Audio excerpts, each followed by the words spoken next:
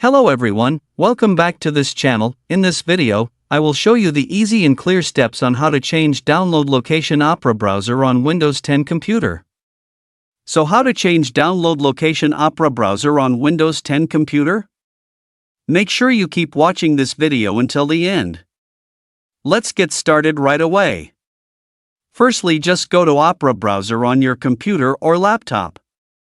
This is the Opera browser display. Then move the cursor to the top right of the screen. Here are lots of menu options. Then tap the three-line icon here. And a scrolling menu will appear like this, and scroll down. And tap the settings menu here.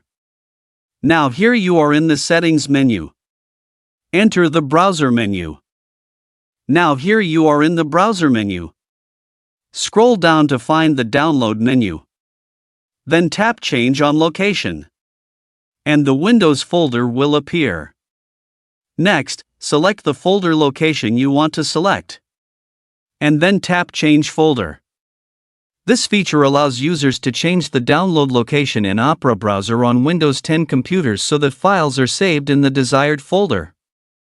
So that's it, the tutorial how to change download location Opera browser on Windows 10 computer. Thank you for watching. I hope this video is useful. See you in the next video.